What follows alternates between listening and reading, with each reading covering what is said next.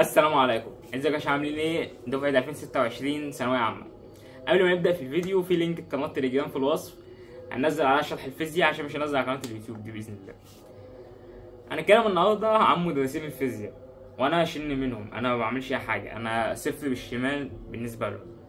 هنتكلم عن مستر عبد المعبود ومستر محمود مجدي ومستر كيرلس. انا ما خدتش عنده، بس هقول رأيي اللي انا سمعته عامة يعني. انا جربت مستر محمود مجدي ومستر عبد المعبود. ايه الفرق ما بينهم؟ اول حاجه كشرح، هما الاتنين شرحهم حلو، بس الفرق ما بينهم ان مستر محمود مجدي بيجيب لك افكار المسائل من، يعني بيجيب لك المسائل من كتاب الامتحان ويحطها لك كفكره على السبوره ويشرح عليها، وده انا شايفه غلط. مفروض يعني تجيبها افكار، يعني تجيبها بطريقه تانية او بطريقه غير مباشره، بحيث لو الطالب سمع ما يروحش يلاقي نفس المثال بنفس الارقام بنفس كل حاجه في كتاب الامتحان.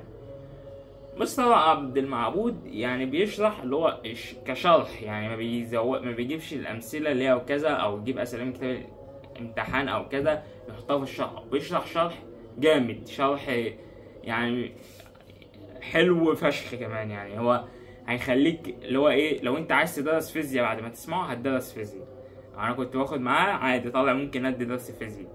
هو بسم الله ما شاء الله، لو انت حابب الماده انت هتقعد مع مستر عبد المعبود هتتكيف حرفيا.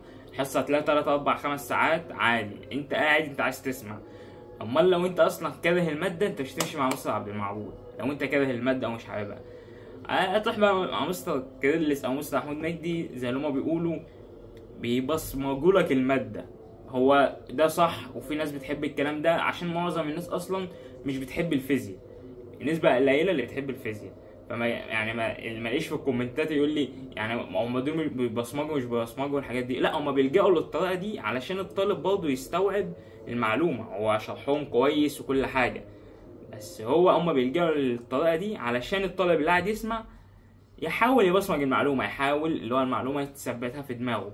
على عكس مستر عبد المعبود. مستر عبد المعبود بيعامل اللي هو الطالب اللي قاعد يسمعه اللي هو استاذ، يعني بيحضر دكتوراه في المادة، بيحضر دكتوراه في الفيزياء، داخل زمالة في الكذا.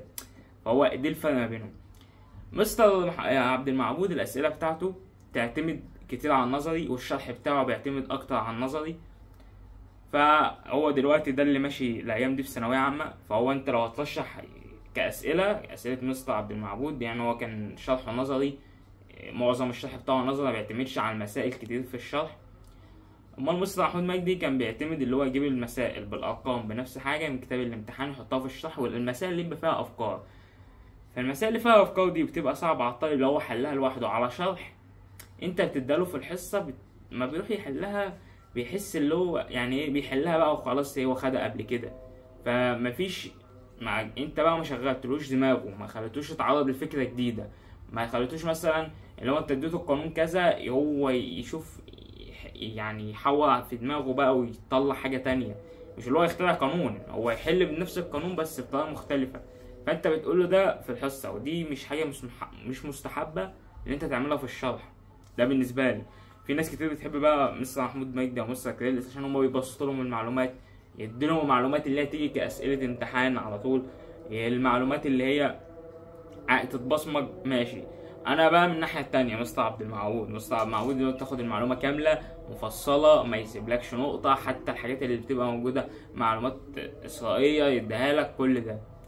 فهو ده الفرق بالنسبه لي. يعني انت تيجي اللي هو كامتحانات ثانويه عامه دلوقتي او كده هتاخد على مستر عبد المعبود، بس هتستحمل بقى علشان بيشرح باستفاضه جامده. ومستر محمود مجدي ومستر كيرلس اكيد دلوقتي هم جامدين جدا. فهو برضه هم الثلاثه حلوين على حسب انت حابب تاخد مع مين. التلاتة مش مقصرين في المادة، بس أنا من وجهة نظري أنا تبع اللي هو فريق مستر عبد المعبود. ودي كانت نهاية الفيديو بتاعتنا دي كانت نهاية الفيديو بتاعنا، والسلام عليكم ورحمة الله.